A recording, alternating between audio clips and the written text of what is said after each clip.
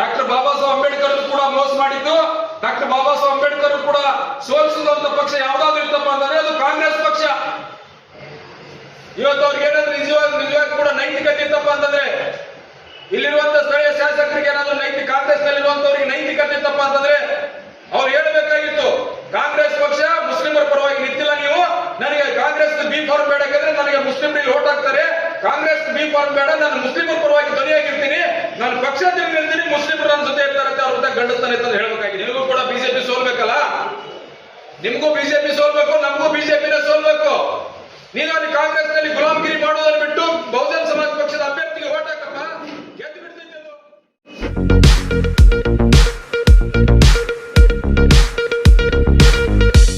R1 news में आपका स्वागत है। मैं आपके साथ फरहान नाज। ತಾಕತ್ತು ದಮ್ಮು ಏನೂ ಇಲ್ಲ, ಬರ್ರಿ ಸ್ವಂತ ಮನೆಯದ ಟಿಕೆಟ್ ತಗೊಂಡಿಸಿದ ಸ್ವತಃ ತಾವೇ ನಿಂತು MLA ಆಗ್ರಿ.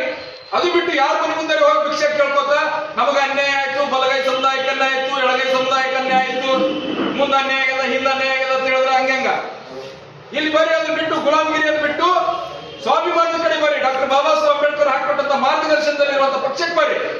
ಅವಾಗ ನಾವು ಹೇಳ್ತೀವಿ, ಅಲ್ಲಿ ಹೋಗಿ ಬಲಗೈ ಸಮುದಾಯಕ್ಕೆ, ಇಲ್ಲಿರುವಂತಹ ಒಂದು ಮತಕ್ಷೇತ್ರ ಅಲ್ಲ, ಇವತ್ತು ಇಡೀ ಜಿಲ್ಲೆಯ ಬಲಗೈ ಸಮುದಾಯ ಅರ್ಥ ಮಾಡ್ಕೋಬೇಕು.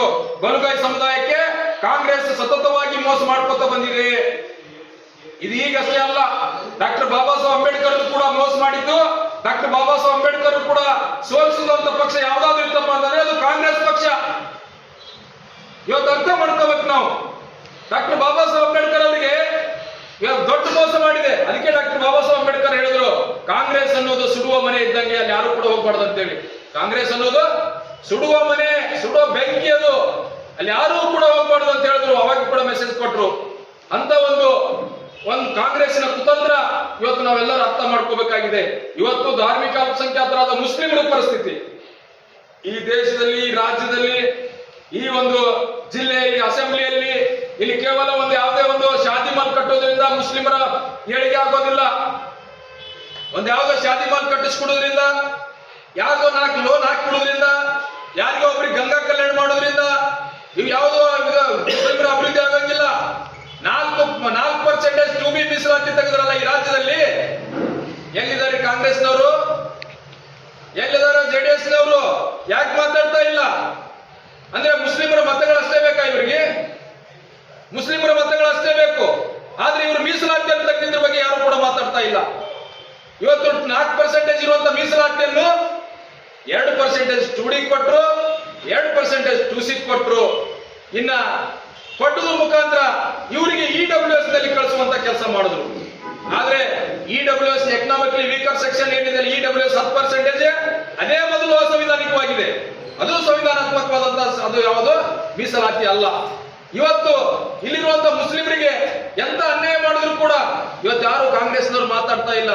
ಒಬ್ಬ ರಾಹುಲ್ ಗಾಂಧಿಗೆ ಅವನ ಸದಸ್ಯತ್ವವನ್ನು ಅನರ್ಹ ಮಾಡಿದ್ರೆ ಇಡೀ ದೇಶಾದ್ಯಂತ ಕಾಂಗ್ರೆಸ್ನವರು ಹೋರಾಟ ಮಾಡಿದ್ರು. ಒಬ್ಬ ರಾಹುಲ್ ಗಾಂಧಿಗೆ ಅವನಿಗೆ ಅದೇನು ಇಡಿ ಅವರು ಕೇವಲ ಅವನಿಗೆ ತನಿಖೆಗೊಳಪಡಿಸಿದ್ರೆ ಇಡೀ ದೇಶಾದ್ಯಂತ ಎಲ್ಲರೂ ಕಾಂಗ್ರೆಸ್ನವರು ಹೋರಾಟ ಮಾಡಿದ್ರು. ಅರೆ 1,30,00,000 ಮುಸ್ಲಿಮರು ಇಲ್ಲಿ ಸಾಯ್ತಾ ಇದ್ದಾರಲ್ರಿ. ಒಬ್ಬ ರಾಹುಲ್ ಗಾಂಧಿ ಬಗ್ಗೆ ಅಷ್ಟೊಂದು ವಿಚಾರ ಮಾಡೋರು ಈ ಕರ್ನಾಟಕದಲ್ಲಿ 1,30,00,000 ಮುಸ್ಲಿಮರು ಇವತ್ತು ಅಭದ್ರತೆಯಲ್ಲಿ ಇದ್ದಾರಲ್ಲ, ಅದ್ರ ಬಗ್ಗೆ ಯಾಕೆ ಮಾತಾಡ್ತಾ ಇಲ್ಲ ಕಾಂಗ್ರೆಸ್ನವರು? ನಾವು ಪ್ರಶ್ನೆ ಕೇಳಬೇಕಾಗತ್ತೆ ಕಾಂಗ್ರೆಸ್ನವರಿಗೆ. ಇಲ್ಲಿರುವಂತ ಮುಸ್ಲಿಮರು, ಕಾಂಗ್ರೆಸ್ನಲ್ಲಿದ್ದ ಮುಸ್ಲಿಮರು ಕೂಡ ಇಲ್ಲಿ ಉತ್ತರಿಸಬೇಕಾಗತ್ತೆ. ಯಾಕ್ರಿ ಅಲ್ಲಿ ನಾವು ಗುಲಾಮರ ತರ ಬಿದ್ದೀರಿ ಅಂತ ನಾವು ಪ್ರಶ್ನೆ ಮಾಡ್ಬೇಕಾಗತ್ತೆ ಅವರಿಗೆ. ಇವತ್ತು ನೀವೆಲ್ಲ ಸ್ವಾಭಿಮಾನಿಗಳಾಗಿ ಸಮುದಾಯದ ಪರವಾಗಿ ನೀವು ಕೆಲಸ ಮಾಡುವಂತರ ಜೊತೆ ನಿಲ್ಬೇಕಾಗತ್ತೆ. ಇವತ್ತು ನೀವು ಮೀಸಲಾತಿಯನ್ನು 4% ಮೀಸಲಾತಿಯನ್ನು ತೆಗೆದುಕೊಂಡಿದ್ದಾರೆ. ನಾಳೆ ಮುಂಬರುವ ದಿನಗಳಲ್ಲಿ ಓಟಿನ ಕೂಡ ತೆಗೆದುಕೊಳ್ತಾರೆ. ಅವಾಗ ಕೂಡ ಇವರು ಸುಮ್ಮನಿರ್ತಾರೆ. ಯಾಕಂದ್ರೆ ಕಾಂಗ್ರೆಸ್ ಮತ್ತು ಬಿಜೆಪಿ ಒಂದೇ ನಾಣ್ಯದ 2 ಮುಖ ಅಂತ ಇವತ್ತು ನಮಗೆ ಮೀಸಲಾತಿ ತೆಗೆದುಕೊಂಡಾಗ ಸಾಬೀತಾಯಿತು. ಮೊದಲು ಕೂಡ ಇತ್ತು, ಆದ್ರೆ ಇವತ್ತು ಕುಲ್ಲ ಸಾಬೀತು ಮಾಡಿದ್ರು. ಇವತ್ತು ಮುಸ್ಲಿಮರು ಜಾಗೃತ ಆಗ್ಬೇಕಾಗಿದೆ. ಇವತ್ತು ಇಲ್ಲೇ ಇಂಡಿ ಮತಕ್ಷೇತ್ರದ ತಗೊಳ್ಕೊಳ್ಳೋಣ. ಇವತ್ತು ಇಂಡಿ ಮತಕ್ಷೇತ್ರದ ಶಾಸಕರು ಕಾಂಗ್ರೆಸ್ನಿಂದ ಒಂದು ಟಿಕೆಟ್ ತಗೊಂಡು ನಿಲ್ತಾರೆ. ಮುಸ್ಲಿಮರು 2% ಮೀಸಲಾತಿನ ಅವರಿಗೆ ಕೊಡ್ಬೇಕು, ಓಟ್ನ ಅವರಿಗೆ ಹಾಕ್ಬೇಕು. ಎಂತ ದುರಂತ ನೋಡ್ರಿ. ಈ ಮುಸ್ಲಿಂ ಸಮಾಜ ಜಾಗೃತ ಆಗ್ಬೇಕಾಗಿದೆ. 2% ಮೀಸಲಾತಿನೂ ಕೊಡ್ಬೇಕು, ಓಟ್ನು ಕೂಡ ಅವರಿಗೆ ಹಾಕ್ಬೇಕು. ಇವ್ರು ಹಿಂದಗಡೆ ಹೊರಗೆ ಬಂದು ಅಳ್ಕೋತ್ ಕುಂದಿರ್ಬೇಕು. ಇವತ್ತೇನಂತಾರಲ್ಲ, ಬೈ 1 get 1 ಫ್ರೀ ಕಾಂಗ್ರೆಸ್ನವ್ರ ತಂತ್ರ. ಇವತ್ತು ಅವ್ರಿಗೆ ಏನಾದ್ರೂ ನಿಜವಾಗಿ ಕೂಡ ನೈತಿಕತೆ ಇಲ್ಲಿರುವಂತ ಸ್ಥಳೀಯ ಶಾಸಕರಿಗೆ ಏನಾದ್ರೂ ಕಾಂಗ್ರೆಸ್ ನಲ್ಲಿರುವಂತವರಿಗೆ ನೈತಿಕತೆ ಇತ್ತಪ್ಪ ಅಂತಂದ್ರೆ ಅವ್ರು ಹೇಳ್ಬೇಕಾಗಿತ್ತು, ಕಾಂಗ್ರೆಸ್ ಪಕ್ಷ ಮುಸ್ಲಿಮರ ಪರವಾಗಿ ನಿಂತಿಲ್ಲ, ನೀವು ನನಗೆ ಕಾಂಗ್ರೆಸ್ ಬಿ ಫಾರ್ಮ್ ಬೇಡ, ಯಾಕಂದ್ರೆ ನನಗೆ ಮುಸ್ಲಿಮರಿಗೆ ಓಟ್ ಹಾಕ್ತಾರೆ, ಕಾಂಗ್ರೆಸ್ ಬಿ ಫಾರ್ಮ್ ಬೇಡ, ನಾನು ಮುಸ್ಲಿಮರ ಪರವಾಗಿ ಧ್ವನಿಯಾಗಿರ್ತೀನಿ, ನಾನು ಪಕ್ಷ ತಿರುಗಿರ್ತೀನಿ, ಮುಸ್ಲಿಮರು ನನ್ನ ಜೊತೆ ಇರ್ತಾರಂತೆ ಅವ್ರ ಜೊತೆ ಗಂಡಸ್ತಾನೆ ಅಂತ ಹೇಳ್ಬೇಕಾಗಿತ್ತು. ಅದು ಹೇಳಲ್ಲ ಅವ್ರು. ಯಾಕೆಂದ್ರೆ ಗೊತ್ತಿದೆ, ಇನ್ನೊಂದು ಬಿಜೆಪಿ ಭಯ ತೋರಿಸಿ ಕಾಂಗ್ರೆಸ್ಗೆ ಓಟ್ ಹಾಕಿಸ್ಕೊಳ್ಳುವಂತ ಚಾಳಿ ಮೊದಲಿಂದ ಕೂಡ ಮಾಡ್ಕೊತ ಬಂದಿದ್ದಾರೆ ಕಾಂಗ್ರೆಸ್ನವರು. ಇಲ್ಲಾಂದ್ರೆ ಯಾರಾದ್ರೂ ನಾಗೇಶ್ ಶಿವಶರಣ ಕಂಟೆಸ್ಟ್ ಮಾಡಿದಾರಪ್ಪ ಅಂತಂದ್ರೆ ಹೇಳಿದ್ರೆ ಬಿಎಸ್ಪಿ ಬರ್ತಪ್ಪ ಅಂತಂದ್ರೆ ಬಿಜೆಪಿ ಬಂದ್ಬಿಡ್ತದೆ. ಯಾಕೆ ಬರ್ತದೆ ಬಿಜೆಪಿ? ನಿನಗೂ ಕೂಡ ಬಿಜೆಪಿ ಸೋಲ್ಬೇಕಲ್ಲ, ನಿಮ್ಗೂ ಬಿಜೆಪಿ ಸೋಲ್ಬೇಕು, ನಮಗೂ ಬಿಜೆಪಿನ ಸೋಲ್ಬೇಕು. ನೀನು ಅಲ್ಲಿ ಕಾಂಗ್ರೆಸ್ ನಲ್ಲಿ ಗುಲಾಮಗಿರಿ ಮಾಡೋದನ್ನು ಬಿಟ್ಟು ಬಹುಜನ ಸಮಾಜ ಪಕ್ಷದ ಅಭ್ಯರ್ಥಿಗೆ ಓಟ್ ಹಾಕಪ್ಪ, ಗೆದ್ದು ಬಿಡ್ತೈತೆ ಅದು. ಆವಾಗ ನಾವೆಲ್ಲರೂ ಕೂಡ ಬಿಜೆಪಿಯನ್ನು ಸೋಲಿಸಲಿಕ್ಕೆ ಸಾಧ್ಯ ಇದೆ ವಿನ ನೀವೆಲ್ಲಾದ್ರೂ ಗುಲಾಮಗಿರಿ ಮಾಡ್ಕೋತಾ ನೀವು ಬಿಜೆಪಿಯ ಭಯವನ್ನು ತೋರಿಸಿ ಈ ಏನು ದಲಿತರಿಗೆ ಮತ್ತು ಅಲ್ಪಸಂಖ್ಯಾತರಿಗೆ ಓಟ್ಗಳನ್ನು ಕಾಂಗ್ರೆಸ್ಗೆ ಗಿಟ್ಟಿಸಿಕೊಳ್ಳುವಂತ ಕೆಲಸ ಮಾಡ್ತಾ ಇದ್ದೀರಲ್ಲ, ಇನ್ನು ಮುಂಬರುವ ದಿನಗಳಲ್ಲಿ ಈ ಒಂದು ನಿಮ್ಮ ಷಡ್ಯಂತ್ರ ನಡೆಯಂಗಿಲ್ಲ, ಈ ನಿಮ್ಮ ನಾಟಕನು ನಡೆಯಂಗಿಲ್ಲ. ಇವತ್ತು ನಾವೆಲ್ಲರೂ ಕೂಡ ಈ ಸಮಾಜಗಳು ಜಾಗೃತ ಆಗಿವೆ. ಇವತ್ತು ಮುಸ್ಲಿಂ ಸಮಾಜ ಜಾಗೃತ ಆಗಿದೆ, ಇವತ್ತು ದಲಿತ ಸಮಾಜ ಜಾಗೃತ ಆಗಿದೆ, ಗೊತ್ತಾಗಿದೆ ನಮಗೆ ಏನ್ ಮಾಡ್ಲಕತ್ತಾರ ಅನ್ನೋದು ಗೊತ್ತಾಗಿದೆ.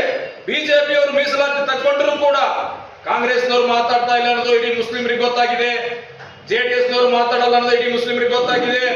ಆ ಕಾರಣಕ್ಕಾಗಿ ಮುಂಬರುವ ಇದೇ ಏನು 2023ರ ಏನಿದು ವಿಧಾನಸಭಾ ಚುನಾವಣೆ ಇದೆಯಲ್ಲ, ಈ ರಾಜ್ಯದಲ್ಲಿ ಬಹುಜನ ಸಮಾಜ ಪಕ್ಷ ಇಲ್ಲದೆ ಯಾವನು ಕೂಡ ಸರ್ಕಾರ ರಚನೆ ಮಾಡ್ಲಿಕ್ಕೆ ಬಿಡಂಗಿಲ್ಲ. ಈ ಬಾರಿಯನ್ನು ನಿರ್ಣಾಯಕ ಪಾತ್ರ ಈ ರಾಜ್ಯದಲ್ಲಿ ಬಹುಜನ ಸಮಾಜ ಪಕ್ಷ ಅಧಿಕಾರದಲ್ಲಿ ಇದ್ದೇ ಇರುತ್ತೆ. ಬಹುಜನ ಸಮಾಜ ಪಕ್ಷದ ಅಭ್ಯರ್ಥಿಗಳು ಗೆದ್ದೇ ಗೆಲ್ತಾರೆ. ಇಂಡಿಯನ್ನು ಕೂಡ ನಾಗೇಶ್ ಶಿವಶರಣರನ್ನು ನಾವು ಅಭ್ಯರ್ಥಿಯನ್ನು ಮಾಡಿದ್ವಿ, ಅವ್ರನ್ನೂ ಕೂಡ ಕೆಲಸ ಮಾಡಿ ಮಾಡೇ ಮಾಡ್ತೀವಿ. ಮುಂದೆ ನೋಡೋರು ಇವಾಗ ಈ ನಾಲಾಯಕರದ್ದು ಹೆಂಗದ ಏನದ ಅನ್ನೋದು. ನಾವು ವಿಧಾನಸಭಾದಾಗ ಆನೆ ಹೋಗ್ಕೋಪ್ಪ ಅಂತ ನಾಯಿ ನರಿ ಹೊರಗೆ ಬರ್ಬೇಕು, ಇರ್ಲಕ್ ಸಾಧ್ಯ ಇಲ್ಲ ಒಳಗ. ಅದಕ್ಕಾಗಿ ಅಂತ ಒಂದು ಕೆಲಸ ಮಾಡೋದ್ರ ಮುಖಾಂತರ ನಾವು ನೀವೆಲ್ಲ ಜಾಗೃತ ಆಗೋಣ. ಅದರ ಜೊತೆಯಲ್ಲಿ ನಾವೆಲ್ಲ ಬಹುಜನರು ಒಂದಾಗಿ ಈ ಬಾರಿ ಇಂಡಿ ವಿಧಾನಸಭಾ ಮತಕ್ಷೇತ್ರದಲ್ಲಿ ನಮ್ಮ ನಾಗೇಶ್ ಶಿವಶರಣ ಅಭ್ಯರ್ಥಿಯನ್ನು ಗೆಲ್ಲಿಸುವ ನಿಟ್ಟಿನಲ್ಲಿ ತಾವೆಲ್ಲರೂ ಕೂಡ ಕಂಕಣಬದ್ಧರಾಗಬೇಕು. ತಾವೆಲ್ಲರೂ ಕೂಡ ಪ್ರತಿಯೊಬ್ಬ ಸೈನಿಕರ ತರ ಇದು ಅಂತಿಮ ಯುದ್ಧ ನಮ್ದು, ನಮ್ಮ ಯುದ್ಧ ಇದು, ಅಂತಿಮ ಯುದ್ಧ ಇದು. ನಾವು ಯುದ್ಧ ಭೂಮಿಯಲ್ಲಿ ರಣರಂಗದಲ್ಲಿ ಹೇಡಿಗಳ ತರ ಶಸ್ತ್ರಾಸ್ತ್ರವನ್ನು ಇಟ್ಟು ಶರಣಾಗುವುದು ಬೇಡ, ಯುದ್ಧ ಭೂಮಿಯಲ್ಲಿ ವೀರ ಮರಣ ಅಪ್ಪುನ ವಿನಃ ನಾವು ನಮ್ಮ ಪಕ್ಷದ ಅಭ್ಯರ್ಥಿಯನ್ನು ಗೆಲ್ಲಿಸು ಅಂತೇಳಿ ನಾವು ಪಣ ತೊಟ್ಟು ಕಂಕಣಬದ್ಧರಾಗಿ ನಾವೆಲ್ಲರೂ ಕೂಡ ಚುನಾವಣೆ ಒಂದು ಸಿದ್ಧತೆ ಮಾಡ್ಕೊಳ್ಳೋಣ ಅನ್ನೋ ಮಾತನ್ನು ಹೇಳುತ್ತಾ, ನನಗೆ ಇಲ್ಲಿ ಕರೆಸಿ ಸನ್ಮಾನಿಸಿ ಮಾತನಾಡಲಿಕ್ಕೆ ಅವಕಾಶ ಮಾಡಿಕೊಟ್ಟಂತ ಎಲ್ಲ ನನ್ನ ಪಕ್ಷದ ಮುಖಂಡರಿಗೂ ಹಾಗೂ ಎಲ್ಲ ನನ್ನ ಪಕ್ಷದ ಬಹುಜನ ಸಮಾಜ ಪಕ್ಷದ ಎಲ್ಲ ನನ್ನ ಪದಾಧಿಕಾರಿಗಳಿಗೆ, ಕಾರ್ಯಕರ್ತರಿಗೆ, ಹಿರಿಯರಿಗೆ ಹಾಗೂ ಇಂಡಿ ಸುತ್ತಮುತ್ತಲಿನ ಗ್ರಾಮದಿಂದ ಆಗಮಿಸಿದ ಗೌರವಾನ್ವಿತ ನನ್ನೆಲ್ಲ ಬಂಧುಗಳಿಗೆ ಕೂಡ ವಂದಿಸ್ತಾ ನನ್ನೆರಡು ಮಾತು ಮುಗಿಸ್ತೇನೆ. ನಮಸ್ಕಾರ.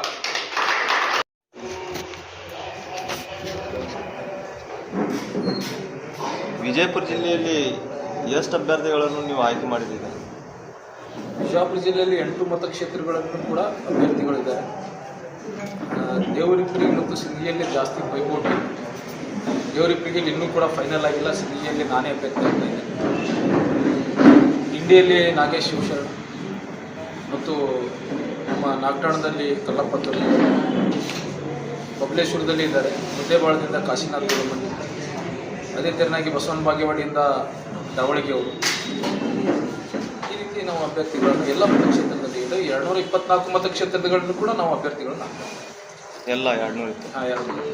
ವಿಜಯಪುರ ಜಿಲ್ಲೆಯಲ್ಲಿ ಫೈನಲ್ ಆಗಿಲ್ಲ. ಬಿಜಾಪುರ ಸಿಟಿ ಪ್ಲಸ್ ದೇವರಿ ಸಿಟಿ ಅದಕ್ಕೆ ಇರೋದ್ರಿಂದ ಆ ಕಾರಣಕ್ಕಾಗಿ ನಾವು ಅಭ್ಯರ್ಥಿಗಳು ಇನ್ನೂ ನಡೆದಿದೆ ಪರಿಶೀಲನೆ ಆಗತ್ತೆ. 13ನೇ ತಾರೀಕಿಗೆ ಮೋಸ್ಟ್ಲಿ ಅಂತಿಮ ಪಟ್ಟಿ ಬಿಡುಗಡೆ. ಈಗ ಇಂಡಿಯಲ್ಲಿ ಏನು ನಡೆದಿದೆ ಕಾರ್ಯಕ್ರಮ ಸರ್? ಈಗ ಏನು ಮಾಡಿದ್ದೀರಾ? ಇಂಡಿಯಲ್ಲಿ ಹಲವು ದಿನಗಳಿಂದ ಬಹುದಿನಗಳಿಂದ ಇಲ್ಲಿ ಬಹುಜನ ಸಮಾಜ ಪಕ್ಷದ ಅಸ್ತಿತ್ವ ಇದೆ. ಕಳೆದ ಒಂದು ಪಾರ್ಲಿಮೆಂಟ್ ಚುನಾವಣೆಯಲ್ಲಿ ಇಲ್ಲಿ ಇಡೀ ಜಿಲ್ಲೆಯಲ್ಲಿನ ಅತ್ಯಂತ ಹೆಚ್ಚಿನ ಮತಗಳನ್ನು ಪಾರ್ಲಿಮೆಂಟ್ ಅಭ್ಯರ್ಥಿಗೆ ಅಂದರೆ MP ಕ್ಯಾಂಡಿಡೇಟ್ಗೆ ಇಲ್ಲಿಂದ ಇಂಡಿ ಮತಕ್ಷೇತ್ರದಿಂದ ಬಂದಿದ್ದು. ಅದರ ಉಸ್ತುವಾರಿಯನ್ನು ಸೋದರ ನಾಗೇಶ್ ಶಿವಶರಣರು ಹೊತ್ತುಕೊಂಡಿದ್ದು.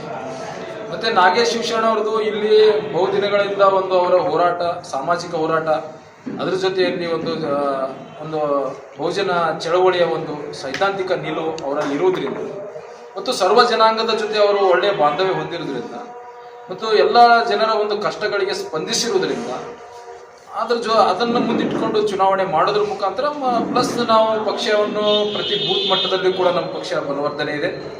ಅಲ್ಲಿ ಪ್ರತಿ ಬೂತ್ ಮಟ್ಟದಲ್ಲೂ ಕೂಡ ಇವತ್ತು ಅಲ್ಪಸಂಖ್ಯಾತರು, ಹಿಂದುಳಿದವರು ಮತ್ತು ದಲಿತರು ಆಗಿರ್ಬೋದು, ಮಹಿಳೆಯರಾಗಿರ್ಬೋದು, ಕೂಲಿ ಕಾರ್ಮಿಕರು ಆಗಿರ್ಬೋದು, ನಿರುದ್ಯೋಗಿ ಯುವಕರಾಗಿರ್ಬೋದು ಇಂಥ ದೊಡ್ಡ ಪಡೆ ಇದೆ. ಯಾಕಂದ್ರೆ ಪರಿವರ್ತನೆ ಬಯಸ್ತಾ ಇದ್ದಾರೆ ರಾಜ್ಯದಲ್ಲಿ ಆಗ್ಲಿ ಮತ್ತು ಈ ಮತಕ್ಷೇತ್ರದಲ್ಲಿ ಜಿಲ್ಲೆಯಲ್ಲಿ ಆಗ್ಲಿ ಜನ ಪರಿವರ್ತನೆ ಬಯಸ್ತಾ ಇದ್ದಾರೆ. ಯಾಕಪ್ಪ ಅಂತಂದ್ರೆ ಇವರೆಲ್ಲ 40% ಕಮಿಷನ್ ಅನ್ನು ತಗೊಳ್ಳೋರು, ತಮ್ಮ ಮನೆಗಳನ್ನು ಕಟ್ಕೊಳ್ಳೋರು, ಒಳ್ಳೆ AC ಗಾಡಿಯಲ್ಲಿ ಮಕ್ಕಳಿಗೊಂದು AC ದೊಡ್ಡ ಗಾಡಿಗಳು, ಅವ್ರ ಮನೆಗಳು ಔಟ್ ಆಫ್ ಕಂಟ್ರಿಯಲ್ಲಿ ಅವ್ರ ಮಕ್ಕಳು ಓದಬೇಕು, ಔಟ್ ಆಫ್ ಕಂಟ್ರಿಯಲ್ಲಿ ಮಜಾ ಮಾಡಬೇಕು, ಔಟ್ ಆಫ್ ಕಂಟ್ರಿಯಲ್ಲಿ ಅವರೆಲ್ಲ ಆರಾಮ್ ಮಾಡಬೇಕು ಮಕ್ಕಳು. ನಮ್ಮ ಮಕ್ಕಳು ಇಲ್ಲಿ ಬೀದಿಯಲ್ಲಿ ಏನು ಒಂದು ಸರ್ಕಾರಿ ಶಾಲೆಗಳಿಗೂ ಹೋಗೋದ ಸ್ಥಿತಿಯಲ್ಲಿ ಇರುವುದರಿಂದ ಜನ ಇವತ್ತು ಪರಿವರ್ತನೆ ಬಯಸ್ತಾ ಇದ್ದಾರೆ. ಅದಕ್ಕಾಗಿ ಬಹುಜನ ಸಮಾಜ ಪಕ್ಷದ ಅಭ್ಯರ್ಥಿ ಇಂಡಿ ಮತಕ್ಷೇತ್ರದಲ್ಲಿ ಈ ಬಾರಿ ಶತಾಯಗತ ಗೆಲ್ಲುವಂತ ಎಲ್ಲ ಕಾಂಗ್ರೆಸ್ ಆರೋಪ ಮಾಡ್ತಾರ ಇಲ್ಲಿ ಬಹುಜನ ಸಮಾಜ ಪಾರ್ಟಿದ ವ್ಯಕ್ತಿ ಓಟ್ ಕಟರ್ ಮಾಡೋದು ಕೆಲಸ ಮಾಡ್ಲಾಗತ್ತದ ಅಂತ ಹೇಳಿ ಅವ್ರು ಆರೋಪ ಮಾಡ್ತಾರೆ. ಈ ದೇಶದಲ್ಲಿ ಬಿಜೆಪಿಯನ್ನು ಬೆಳೆಸಿದ್ದೇ ಕಾಂಗ್ರೆಸ್. RSS ಕಾಂಗ್ರೆಸ್ನ ಗರ್ಭದಲ್ಲಿ ಹುಟ್ಟಿದ್ದು. ಯಾಕಪ್ಪ ಅಂತಂದ್ರೆ ಅವರು ಆರೋಪ ಮಾಡ್ತಾರೆ ಇಲ್ಲಿ ಅಷ್ಟೇ ಇಂಡಿ ಮತಕ್ಷೇತ್ರ ಇಂಡಿ ನಾನು ಹೇಳ್ತಾ ಇದ್ದೀನಿ, ಇಂಡಿ ಮತಕ್ಷೇತ್ರದಲ್ಲಿ ಅಷ್ಟೇ ಅಲ್ಲ, ಇಡೀ ದೇಶದಲ್ಲಿ ಏನಾದ್ರೂ ಬಹುಜನರ ಓಟ್ಗಳನ್ನು ಕಟ್ ಮಾಡ್ತದಂದ್ರೆ ಕಾಂಗ್ರೆಸ್ಸೇ. ಕಾಂಗ್ರೆಸ್ ಓಟ್ ಎಲ್ಲದಾವ್ರಿ 3% ಬ್ರಾಹ್ಮಣರದಾರ, ಅವ್ರು ಎಲ್ಲಿ ಓಟ್ ಅದಾವು? ನಮ್ಮ ಓಟನ್ನೇ ಕಳವು ಮಾಡ್ಕೊಳಕತ್ತಾರ ಅವ್ರು. ನಮ್ಮ ಓಟ್ ಕದ್ದೆ ಈ ದಿನ ಅವರು ಅಧಿಕಾರದಾಗ ಬಂದಾರ. ಅವ್ರು ಓಟ್ ಎಲ್ಲದಾವು? ಅವರು ನಿಜವಾಗಿ ಇವತ್ತು ಬಹಿರಂಗ ಪಡಿಸ್ಬೇಕು ಕಾಂಗ್ರೆಸ್ನವರು, ಅವ್ರು ಎಷ್ಟು ಓಟ್ ಅದಾವನ್ನ ಬಹಿರಂಗ ಪಡಿಸ್ಬೇಕು. ಅಂದ್ರೆ ಇವತ್ತು ನಿಮ್ಗೆ ಅರಿವಾಗಿದೆಯಾ ಸರ್ ಇದು ಕಾಂಗ್ರೆಸ್ ಪಕ್ಷ ನಿಮ್ಮ ಓಟುಗಳನ್ನು ತಗೊಂಡು ಇಷ್ಟು ದಿವಸ ಅರಿವು ಆಗಿದ ನಂತರ 1984 ಅರಿವು ಆದ ನಂತರ ಬಹುಜನ ಸಮಾಜ ಪಕ್ಷ ಕಟ್ಟಿದ್ದು. ಅಲ್ಲಿಂದ ಅರಿವು ಆದ ನಂತರ 4 ಬಾರಿ ಉತ್ತರ ಪ್ರದೇಶದಲ್ಲಿ ಮುಖ್ಯಮಂತ್ರಿ ಆಗಿದ್ದು. ಎಷ್ಟೋ MLAಗಳು, MP ಗಳು, MLCಗಳು, ನಗರಸಭೆ, ಮಹಾನಗರ ಪಾಲಿಕೆ ಸದಸ್ಯರು, ಪಂಚಾಯತಿ, ಪಟ್ಟಣ ಪಂಚಾಯತಿ ಸದಸ್ಯರು, ಅಧ್ಯಕ್ಷರುಗಳು ಬಹುಜನ ಸಮಾಜ ಪಕ್ಷದಿಂದ ಆಯ್ಕೆ ಆಗ್ತಾ ಇಲ್ಲ. ಅಂದ್ರೆ ಈ ಜಿಲ್ಲೆಯಲ್ಲಿ ಕೇಳ್ರಿ, ಈ ಜಿಲ್ಲೆಯಲ್ಲಿ ಏನಾದ್ರೂ ಜನರಲ್ ಲೀಡ್ಗೆ ಏನಾದ್ರು ಕಾಂಗ್ರೆಸ್ನವರಿಗೆ ಅಲ್ಪಸಂಖ್ಯಾತರ ಮೇಲೆ, ದಲಿತರ ಮೇಲೆ ಕಾಳಜಿ ಇತ್ತಪ್ಪ ಅಂತಂದ್ರೆ ಒಂದು ತಾಲೂಕ್ ಪಂಚಾಯತಿ ಜನರಲ್ ನಲ್ಲಿ ಟಿಕೆಟ್ ಕೊಡಕ್ ಆಗಂಗಿಲ್ಲ. ಬಹುಜನ ಸಮಾಜ ಪಕ್ಷ ಕಳೆದ ಬಾರಿ ಏನು ಜನರಲ್ ನಲ್ಲಿ SC ಯುವಕನನ್ನು ನಿಲ್ಲಿಸಿ ಟಿಕೆಟ್ ಕೊಟ್ಟು ತಾಲೂಕ್ ಪಂಚಾಯತಿಯನ್ನು ಆಯ್ಕೆ ಮಾಡಿದೀವಲ್ಲ ಕಲ್ಕೇರಿಯಿಂದ, ಇದು ಬಹುಜನ ಸಮಾಜ ಪಕ್ಷಕ್ಕೆ ಸಲ್ಲುವಂತ ಶ್ರೇಯಸ್ಸು. 5 ವರ್ಷ ತನ ಇಂಡಿಯಲ್ಲಿ ಯಾವುದು ಸಂಘಟನಾದು ನೋಡಿಲ್ಲ ನಾವು ಬಹುಜನ ಸಮಾಜ ಪಾರ್ಟಿ. ನೋಡಿ, ನಾವು ಸಂಘಟನಪ್ಪ ಅಂತಂದ್ರೆ ಹಲಗಿ ಬಾರಿಸ್ಕೊಂಡು ಡೋಳ ಬಾರಿಸ್ಕೊಂಡು ತಿರ್ಗಾಡೋರಲ್ಲ. ನಾವು ಬೂತ್ ಮಟ್ಟದಲ್ಲಿ ಜನರನ್ನು ಗಟ್ಟಿಗೊಳಿಸುವವರು, ಅವರಿಗೆ ಸೈದ್ಧಾಂತಿಕವಾದ ನಿಲುವನ್ನು ತಿಳಿಸುವಂತವರು. ಇವತ್ತು ಪ್ರತಿಯೊಬ್ಬರು ಕೂಡ ಇಲ್ಲಿರೋ ಪ್ರತಿಯೊಬ್ಬ ಪ್ರಜ್ಞಾವಂತ, ಬುದ್ಧಿವಂತ, ವಿದ್ಯಾವಂತ, ವಿಚಾರವಂತ ಎಲ್ಲರೂ ಕೂಡ ಅವರೆಲ್ಲರೂ ಬಹುಜನ ಸಮಾಜ ಪಕ್ಷದ ಕಾರ್ಯಕರ್ತರಂತ ನೀವು ಅದು ಮನಸ್ಸಿನಾಗ ತಿಳ್ಕೊಂಡ್ಬಿಡ್ರಿ. ಯಾಕಂದ್ರೆ ಅವ್ರು ಓಟ್ ಚಲಾಯಿಸ್ತಾರಪ್ಪ ಅಂತಂದ್ರೆ ಇವತ್ತು ಸುಮ್ಮನೆ ನಾಮಿನೇಷನ್ ಮಾಡಿ ನಾವು ಬಿಡ್ತೀವಿ, ಆದ್ರೂ ಕೂಡ 5-6 ಸಾವಿರ ಓಟ್ ನಮ್ಗೆ ಇಲ್ಲಿ ಪಾರ್ಲಿಮೆಂಟ್ ಸಿಗ್ತಾವಪ್ಪ ಅಂತಂದ್ರೆ ಅಲ್ಲಿ ನಾವೇನು ಅವ್ರನ್ನ ನೀವು ತಯಾರು ಮಾಡಿಲ್ಲ ಅಂತ ಸುಮ್ಮನೆ ಬರಂಗಿಲ್ಲ, ಮ್ಯಾಜಿಕ್ ಮಾಡಂಗಿಲ್ಲ. ನಾವು ಮಂತ್ರದಿಂದ ಅಂದ್ರೆ ಮಾಹಿತಿ ಬೆಳಕ್ ಸಾಧ್ಯನಾ? ನಮ್ಮ ಕಾರ್ಯಕರ್ತರಲ್ಲಿ ಕೆಲಸ ಇದೆ ಗ್ರೌಂಡ್ ಲೆವೆಲ್. ಅನ್ನೋ ಕಾರಣಕ್ಕಾಗಿ 4-5 ಸಾವಿರ ಓಟುಗಳಲ್ಲಿ ಇಲ್ಲಿ ನಮಗೆ ಪಾರ್ಲಿಮೆಂಟ್ ಅಲ್ಲಿ ಸಿಕ್ತು. ಇವಾಗ ಅದಕ್ಕಿಂತ ದುಪ್ಪಟ್ಟಾಗಿದೆ, ಜಾಸ್ತಿ ಕೆಲಸ ಆಗಿದೆ. ಅವರು ಸ್ಪಂದಿಸ್ತಾ ಇದ್ದೀವಿ, ಪಕ್ಷವನ್ನು ಬಲಪಡಿಸುವಂತ ಕೆಲಸ ಮಾಡಿದ್ದೀವಿ. ಈ ಬಾರಿ ನಾವು ಕಾಂಗ್ರೆಸ್ನವ್ರ ಆರೋಪ ಏನಿದೆಯಲ್ಲ ಅದು ಸುಳ್ಳು ಆರೋಪ. ಇವತ್ತೇನಾದ್ರೂ ಬಿಜೆಪಿ ಅಧಿಕಾರಕ್ಕೆ ಬರತ್ತಂದ್ರೆ ಅದು ಹೇಳಿದ್ರಲ್ಲ, 17 ಜನ ಕಾಂಗ್ರೆಸ್ ನಿಂದ ಗೆದ್ದವರು ಬಿಜೆಪಿಗೆ ಹೋಗದೆ ಇದ್ರೆ ಡೈರೆಕ್ಟ್ ಆಗಿ ಬಿಜೆಪಿಗೆ ಓಟ್ ಹಾಕೋದಿನ ಒಳ್ಳೇದು. ಆದ್ರೆ ಕಾಂಗ್ರೆಸ್ ಅನ್ನು ಗೆಲ್ಲಿಸಿ ಮತ್ತೆ ಬಿಜೆಪಿಗೆ ಹೋದಾಗ ಅವರೆಲ್ಲ ಬಿಜೆಪಿ ಅಧಿಕಾರ ಮಾಡೋದಲ್ಲ. ತಾವು 17 ಮಂದಿಗೆ ಆರೋಪ ಮಾಡ್ತಾ ಇದ್ರಿ, ಅದ್ರೊಳಗೆ ಎನ್ ಮಹೇಶ್ ಅವರು ಕೂಡ ಅವ್ರು ಕೂಡ ಕೈ ಜೋಡಿಸಿದ್ರಲ್ಲ. ನೋಡಿ, ಬಹುಜನ ಸಮಾಜ ಪಕ್ಷದ ಉಚ್ಚಾಟಿತ ಶಾಸಕ ಅವನು. ಬಹುಜನ ಸಮಾಜ ಪಕ್ಷದಲ್ಲಿದ್ದಾಗ ಬಿಜೆಪಿಗೆ ಹೋಗ್ಲಿಲ್ಲ. ಮೊದಲು ಕ್ಲಿಯರ್, ನಿಮ್ಗೆಲ್ಲ ಮಾಧ್ಯಮ ಮಿತ್ರರಿಗೆ ನಾನು ಇದೊಂದು ಕ್ಲಾರಿಟಿ ಮಾಡ್ತಾ ಇದ್ದೀನಿ. ಅವರನ್ನ ನಾವು ಉಚ್ಚಾಟನೆ ಮಾಡಿದ್ದೇವೆ ಪಕ್ಷದಿಂದ. ಅವರು ಉಚ್ಚಾಟನೆ ಮಾಡಿದ ನಂತರ ಅವ್ರು ಇಷ್ಟ ಆದವ್ರ ವೈಯಕ್ತಿಕ ವಿಷಯ, ಅವ್ರು ಯಾವ ಪಕ್ಷಕ್ಕಾದ್ರೂ ಹೋಗ್ಬೋದು. ಆದ್ರೆ ಬಹುಜನ ಸಮಾಜ ಪಕ್ಷದಲ್ಲಿ ಇದ್ಕೊಂಡು ಅವರು ಬಿಜೆಪಿಗೆ ಹೋಗ್ಲಿಲ್ಲ. ಇವ್ರು ಕಾಂಗ್ರೆಸ್ ನಲ್ಲಿ ಇದ್ಕೊಂಡು ಹೋದ್ರಲ್ಲ ಬಿಜೆಪಿಗೆ, ಅದು ದೂರ. ಈಗ ತಾವೇನೈತಿ ಮುಂದಿನ ಇದ್ರೊಳಗೆ ಈ 2023 ಚುನಾವಣೆ ಒಳಗ ಈಗ ನಿಮ್ಮ ಶಾಸಕರು ಯಾರೇ ಆದ್ರು ಅಂತ ಹೇಳಿದ್ರೆ ಅವರು ಹೋಗುದಿಲ್ಲ ಅನ್ನೋದು ತಾವು ಏನಾದ್ರು ನೋಡಿ, ನಮ್ಮ ಪಕ್ಷದ ಸಿದ್ಧಾಂತ ಪಕ್ಷದಲ್ಲಿದ್ದಾಗ ಎನ್ ಮಹೇಶನ್ ಕೂಡ 30 ವರ್ಷ ಕಾಂಗ್ರೆಸ್ ಮತ್ತು ಬಿಜೆಪಿಗೆ ಅವರು ತೀವ್ರವಾಗಿ RSSಗೆ ವಿರೋಧ ಮಾಡದಂತ ವ್ಯಕ್ತಿ. ಇವತ್ತು ಪಕ್ಷ ಅವನು ಪಕ್ಷ ವಿರೋಧಿ ಚಟುವಟಿಕೆ ಮಾಡಿದ್ರಿಂದ ಅವನನ್ನು ಉಚ್ಚಾಟನೆ ನಾನು ಕೂಡ ಪಕ್ಷ ವಿರೋಧಿ ಚಟುವಟಿಕೆ ಮಾಡಿದ್ರೆ ಬಹುಜನ ಸಮಾಜ ಪಕ್ಷ ನನ್ನನ್ನು ಕೂಡ ಉಚ್ಚಾಟನೆ ಮಾಡುತ್ತೆ. ಅದರಲ್ಲಿ ಮುಲಾಜೆ ಇಲ್ಲ. ಅವಾಗ ನನ್ನ ವೈಯಕ್ತಿಕ ಅಭಿಪ್ರಾಯ, ಅದು ನನ್ನ ವೈಯಕ್ತಿಕ ನಿಲುವುದು ಮುಂದಿಂದು.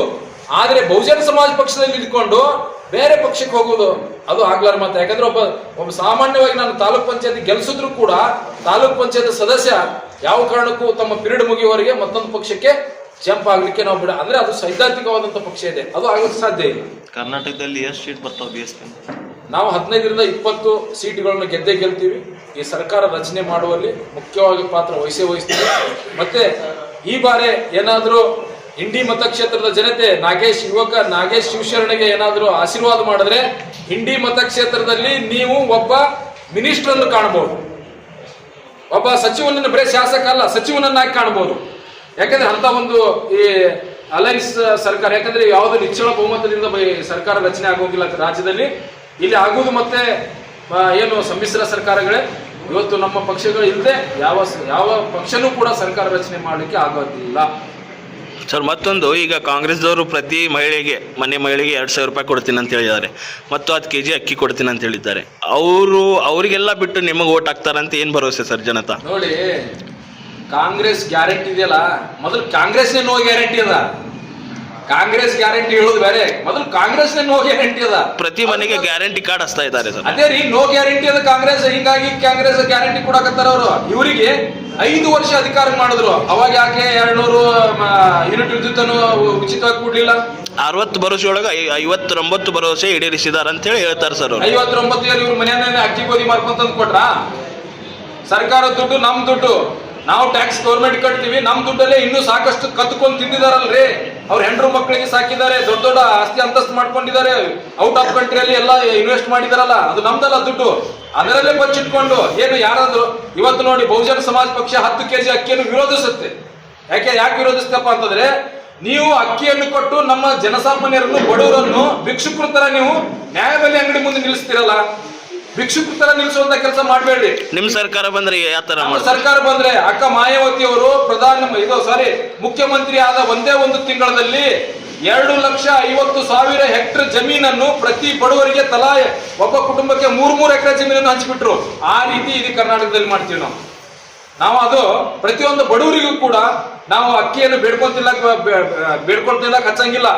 ತಮ್ಮ ಹೊಲದಲ್ಲಿ 3 ಎಕರೆ ಜಮೀನನ್ನು, ಸಾಕಷ್ಟು ಸರ್ಕಾರಿ ಜಮೀನಿದೆ, ಬಡವರಿಗೆ ಜಮೀನನ್ನು ಕೊಡೋದ್ರ ಮುಖಾಂತರ ಅವರು ತಮ್ಮ ಜಮೀನಿನಲ್ಲಿ ಬೆಳೆದಂತ ಬೆಳೆಗಳನ್ನು ತಿಂದು, ಅದಕ್ಕೆ ಹೇಳ್ತಾರೆ ಕಾಂಶಿರಾಮ್ ಸಾಹೇಬ್ರು ಒಂದು ಮಾತು ಹೇಳ್ತಾರೆ, ಇವತ್ತು ನೆನಪಿಗೆ ಬರ್ತದೆ, ನನ್ನ ಜನ 10 ರೂಪಾಯಿ ಅಕ್ಕಿ ಸಲಂದು ಹೋಗಿ ಅಂಗಡಿ ಮುಂದೆ ಭಿಕ್ಷೆ ಬೇಡೋದು ಬೇಕಾಗಿಲ್ಲ.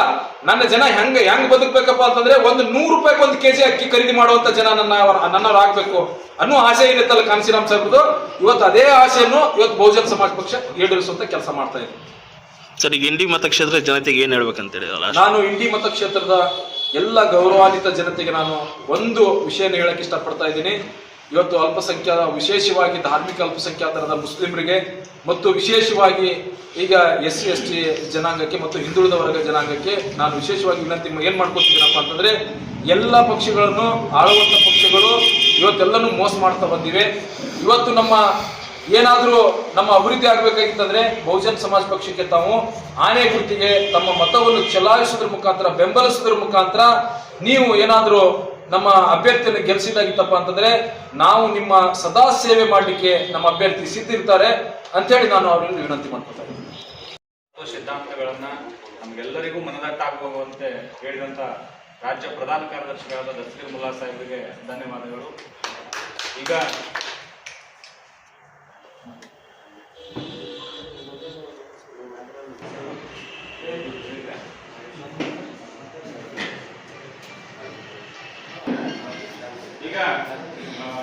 ರಾಜ್ಯ ಕಾರ್ಯದರ್ಶಿಗಳಾದಂತ ರಾಜು ಮಾದರ್ ಸರ್ ಅವರು ಮಾತನಾಡಬೇಕಂತ ವಿನಂತಿ ಮಾಡ್ತಾರೆ.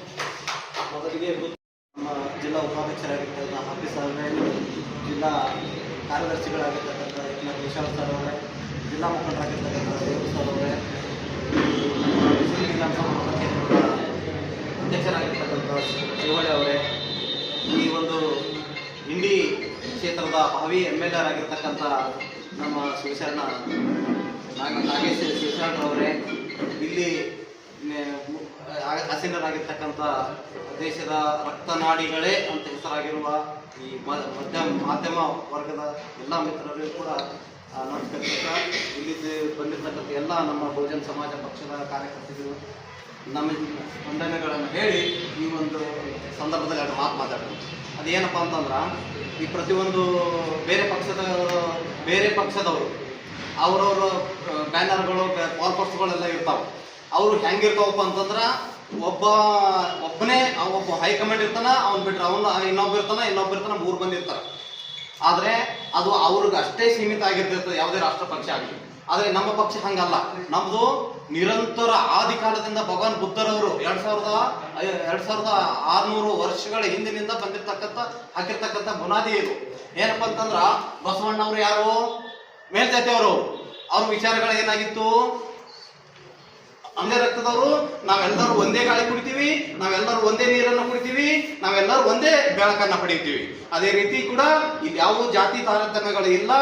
ನಾವು ಇಲ್ಲಿ ನಾವೆಲ್ಲರೂ ಸಮಾನರು, ಇಲ್ಲಿ ಯಾರು ಎತ್ತರಲ್ಲ, ಇಲ್ಲಿ ಯಾರು ಮೇಲಲ್ಲ ಅಂದಿರ್ತಕ್ಕಂಥ ಈ ಮಹಾಪುರುಷರ ಸಿದ್ಧಾಂತವನ್ನು ಸಂವಿಧಾನ ಆಗಿ ಪರಿವರ್ತನೆ ಆಗಿದೆ. ಆ ಸಂವಿಧಾನವನ್ನು ಪರಿವರ್ತನೆ ಆಗಿರ್ತಕ್ಕಂಥ ಈ ಬಹುಜನ ಸಮಾಜ ಪಕ್ಷ ಇವತ್ತಿನ ದಿವಸ ನಮ್ಮ ದೇಶದಲ್ಲಿ 3ನೇ ಅತಿ ರಾಷ್ಟ್ರೀಯ ದೊಡ್ಡ ಪಕ್ಷ ಆಗ್ಯದ. ಅದರಲ್ಲಿ ಏನಾಗಿದಪ್ಪ ಅಂತಂದ್ರ ಇಲ್ಲಿ ಮನುವಾದಿಗಳು ಏನಾಗಿದೆ, ಇದು ಮಾತೃ ಹೊಲೆಯ ಪಕ್ಷಪ್ಪ. ಯಾರ್ದು ಮಾತೃ ಹೊಲೆಯಲ್ಲ? ಈ ಸಿದ್ಧಾಂತ ಉಳಿರ್ತಕ್ಕಂಥ ಇವರೆಲ್ಲರೂ ಮಾತೃ ಹೊಲೆಯರ? ಅವ್ರು ಯಾರು ಮಾತೃ ಹೊಲೆಯರಲ್ಲ. ಆದ್ರೆ ಅವ್ರ ಸಿದ್ಧಾಂತ ಏನದಲ್ಲ ದೊಡ್ಡತನ ಆಗಿರ್ತದ. ಈಗ ಅವನ ಒಬ್ಬ ಶ್ರೀಮಂತ ಸತ್ನಪ್ಪ, ಅವ್ನಿಗೆ ಇಟ್ಟು ದೇಶಾದ್ಯಂತ ಪೂಜೆ ಮಾಡಂಗಿಲ್ಲ.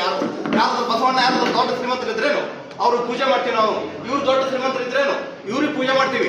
ಯಾಕೆ ಪೂಜೆ ಮಾಡ್ತೀವಪ್ಪ ಅಂದ್ರೆ ಅವರು ಸಮಾನತೆಯಾಗಿ ಚಳುವಳಿಯನ್ನ ಸೃಷ್ಟಿ ಮಾಡಿರ್ತಕ್ಕಂಥ ಅದರ ಆ ಒಂದು ವಿಷಯದ ಬಗ್ಗೆ ದೊಡ್ಡ ಶ್ರೀಮಂತರಾಗಿರ್ತಾರ. ಅದಕ್ಕಾಗಿ ಆ ಶ್ರೀಮಂತಗಿರಿಯಿಂದ ಹುಟ್ಟಿರ್ತಕ್ಕಂಥ ಬಹುಜನ ಸಮಾಜ ಪಾರ್ಟಿ ಇವತ್ತಿನ ದಿವಸ ನಮ್ಮ ದೇಶದಲ್ಲಿ 3ನೇ ಅತಿ ದೊಡ್ಡ ರಾಷ್ಟ್ರೀಯ ಪಕ್ಷವಾಗಿದೆ. ನಾ ಇದೇ ಹೇಳಿದ್ನಲ್ಲ, ಇದು ಮಾಧವ ಹೊಲೆಯ ಪಕ್ಷ ಅಂತೇಳಿ ಅಂತಕ್ಕಂಥ ಸುಳ್ಳು ಏನದು ನಾಟಕ ಆಡ್ತಾರಲ್ಲ, ಅಪಪ್ರಚಾರವನ್ನ ಮಾಡ್ತಾರ. ಅದರಲ್ಲಿ ಈ ಸದ್ಯಕ್ಕೆ ನಾವು ಬರೀ ಕಾಂಗ್ರೆಸ್ ಬೈತೀವಿ ಅಂತಲ್ಲ. ಈ ಕಾಂಗ್ರೆಸ್ ಅದು ಬಿಜೆಪಿ ಪೂರ್ತಿ ಈಗಿಂದ ಛೇದ ಮಾಡಿಬಿಡ್ತದ. ಕಾಂಗ್ರೆಸ್ ಸ್ಲೋ ಪಾಯ್ಸನ್ ಇವೆರಡು ಕೂಡ ನಮ್ಗೆ ಅತ್ಯುತ್ತಮವಾದಲ್ಲ. ಅವು ಯಾರಾದ್ರೂ ಇದ್ರೆ ಅವು ನಮ್ಗೆ ಯಾವತ್ತಿದ್ರು ಶತ್ರುಗಳೇ ಅವು. ಯಾಕಪ್ಪ ಅಂತಂದ್ರು ಇವ್ರೇನಾದ್ರು ಮಾರಾಟ ಆಗ್ಲಿಕ್ಕೆ ಸಾಧ್ಯ ಅದ. ನೀವು ಕೇಳ್ತಿರ್ಬೋದು, ನಮಗೆ ಹಿಂದೊಂದು ನಾವು ಆರಿಸಿ ಕಳಿಸಿದೆವು, ಅದು ಮಾರಾಟ ಆಯ್ತು ಅಂತ. ಅದು ಆ ಮಾರಾಟ ಆಗ್ಲಿಕ್ಕೆ ಅದು ದೊಡ್ಡ ಷಡ್ಯಂತ್ರ ಇದೆ. ಅದ್ರ ಜೊತೆ ಯಾವುದೂ ಇರಲಿಲ್ಲ, ಒಂದೇ ಒಂದು ಆಗಿತ್ತು, ಅದು ಮೆರವಣಿಗೆ ಆಗಿತ್ತು. ಅದಕ್ಕಾಗಿ ಈ ಸರ್ತಿ ನಾವು ಸುಮಾರು ನಮ್ಮ ಡಾಕ್ಟರ್ ತಸ್ಕೀರ್ ಅವ್ರು ಹೇಳ್ದಂಗೆ ನಾವು ನಿರ್ಣಾಯಕರಾಗಿರ್ತೀವಿ. ಅದಕ್ಕಾಗಿ ಈ ಸರ್ತಿ ಆ ತರ ಏನೂ ಆಗೋದಿಲ್ಲ. ಒಂದು 15ರಿಂದ 20 ಮಾದಿಗ ಸಮಾಜದ ಹೋಟೆಲ್ ನಾವು ಹಾಕ್ಲಿಕ್ಕೆ ವ್ಯವಸ್ಥೆ ಮಾಡ್ತೀನಿ. ಅದೇ ರೀತಿ ಈ ಬಿಜೆಪಿಯನ್ನು ಕಟ್ಟ ಕಡೆ ಹೀನಾಯವಾಗಿ ಸೋಲಿಸ್ಬೇಕು ಅನ್ನೋದು ಈ ನಮ್ಮ ಗುರಿಯಾದ. 2023 ಇಂಡಿ ವಿಧಾನಸಭಾ ಮತಕ್ಷೇತ್ರಕ್ಕೆ ಬಹುಜನ್ ಸಮಾಜ್ ಪಾರ್ಟಿಯ ಅಭ್ಯರ್ಥಿಯಾಗಿ ನಾನು ಕಣಕ್ಕಿಳಿದಿದ್ದೇನೆ. ನನ್ನ ಬೆನ್ನೆಲುಬಾಗಿ ಈ ಇಂಡಿ ಮತಕ್ಷೇತ್ರದ SC STಗಳು, OBCಗಳು ಮತ್ತು ಧಾರ್ಮಿಕ ಅಲ್ಪಸಂಖ್ಯಾತರು ಕನಿಷ್ಠ ಅಂತಂದು 1-1.5 ಲಕ್ಷ ಉದುರಿಸಿರುವಂಥ ಈ ಹಿಂದೂ ಸಮುದಾಯ ನನ್ನ ಬೆನ್ನೆಲುಬಿಗಿದೆ. ನಾನು ಈ ಬಾರಿ ಇಂಡಿ ಮತಕ್ಷೇತ್ರಕ್ಕೆ ಬಹುಜನ್ ಸಮಾಜ್ ಪಾರ್ಟಿಯಿಂದ ಗೆದ್ದೇ ಬರ್ತೀನಿ ಅಂತೇಳಿ ನನಗೊಂದು ಆಶಾಭಾವನೆ ಇದೆ. ಅದು ಈ ನಮ್ಮ ಹಿಂದೂ ಸಮಾಜ ಈಡೇರಿಸ್ತದ ಅನ್ನೋಂಥದ್ದು ಸ್ಪಷ್ಟವಾಗಿದೆ. ಸರ್, ಈಗ 5 ವರ್ಷದಲ್ಲಿ ಕಾಂಗ್ರೆಸ್ ಆಡಳಿತ ಇತ್ತು. ಆ ಆಡಳಿತದಲ್ಲಿ ಏನೇನು ಕೆಲಸಗಳಾಗಿವೆ ಅಥವಾ ಆಗಿಲ್ಲ ಇಂಡಿ ಮತಕ್ಷೇತ್ರದಲ್ಲಿ? ಇಂಡಿ ಮತಕ್ಷೇತ್ರದಲ್ಲಿ ಕಳೆದ 5 ವರ್ಷ ಅಲ್ಲ, ಕಳೆದ 10 ವರ್ಷದಿಂದ ಇಲ್ಲಿ ಕಾಂಗ್ರೆಸ್ ಅಭ್ಯರ್ಥಿದ್ದಾರೆ, ಕಾಂಗ್ರೆಸ್ನ ಶಾಸಕರಿದ್ದಾರೆ. ಆ ಕಾಂಗ್ರೆಸ್ನ ಶಾಸಕರು ಅಭಿವೃದ್ಧಿ ಮಾಡಿದ್ದಾರೆ. ಅಭಿವೃದ್ಧಿ ಜೊತೆಗೆ 5% 10% ತಗೊಂಡಿದ್ದಾರೆ. ಅಭಿವೃದ್ಧಿ ಜೊತೆಗೆ 5% 10% ತಗೊಂಡಿದ್ದಾರೆ. ಇದು ನಿಮ್ಮ ಉತ್ತರ ಗಾಳಿಯಲ್ಲಿ ಇದೆಯೋ ಅಥವಾ ಏನಾದರೂ ನಿಮ್ಮಲ್ಲಿ ಎವಿಡೆನ್ಸ್ ಇದೆಯೋ? ಇವತ್ತು ನೀವು ನೋಡ್ಬೋದು, ಅವರ ಮೊದಲನೇ ಚುನಾವಣೆಗೆ ಅವರು ಒಂದಿಷ್ಟು ಖರ್ಚು ವೆಚ್ಚಗಳನ್ನ ಯಾರ್ಯಾರ ಹತ್ರ ಕಡ ತಗೊಂಡಿದ್ದಾರೆ, ಯಾರ್ಯಾರ ಹತ್ರ ಸಾಲ ಮಾಡಿದ್ದಾರೆ ಅನ್ನೋದು ಎಲ್ಲರಿಗೂ ಗೊತ್ತಿದ್ದ ವಿಷಯ ಅದ. ಇವತ್ತಿಗೆ ನಮ್ಮ ಓಟುಗಳನ್ನ ಕಳೆದ ಚುನಾವಣೆಯಲ್ಲಿ ನಮ್ಮ ಓಟುಗಳನ್ನ ಎಷ್ಟು ದುಡ್ಡು ಕೊಟ್ಟು ಖರ್ಚು ಏನು ಮತಗಳನ್ನ ಖರೀದಿ ಮಾಡಿದ್ದಾರೆ ಅಂತ ಅನ್ನೋದು ನಿಮ್ಗೆ ಎಲ್ಲರಿಗೂ ಗೊತ್ತದ. ಈ ಸರ್ತಿನೂ ನಾನು ಅಭಿವೃದ್ಧಿ ಆಧಾರದ ಮೇಲೆ ಗೆದ್ದು ಬರ್ತೀನಿ ಅಂತ ಹೇಳ್ಕೊಳ್ಳುವಂತ ತಾಕತ್ ಅವ್ರ ಹತ್ರ ಇಲ್ಲ. ನನ್ನ ಹತ್ರ ದುಡ್ಡಿದೆ. ನಾನು ಒಂದು ಓಟಿಗೆ 2,000 3,000 ಮ್ಯಾಕ್ಸಿಮಮ್ 5,000 ತನಕ ನಾನು ಕೊಟ್ಟು ಮತಗಳನ್ನ ಖರೀದಿ ಮಾಡ್ತೀನಿ ಅಂತ ಅನ್ನುವಂಥದ್ದು ಅವ್ರ ಬಳಿ ಏನೋ ಆ ಮೊಂಡತನ ಇದೆ. ಆ ಮೊಂಡತನದಿಂದ ನಾನು ಗೆದ್ದು ಬರ್ತೀನಿ ಅಂತ ಹೇಳ್ತಾರೆ, ಹೊರತಾಗಿ ನಾನು ಇಲ್ಲಿ ಡೆವಲಪ್ಮೆಂಟ್ ಮಾಡಿದ್ದೀನಿ ಅಂತ ಹೇಳ್ಕೊಳ್ಳುವಂಥದ್ದು ಏನು ಅವ್ರ ಹತ್ರ ಇಲ್ಲ.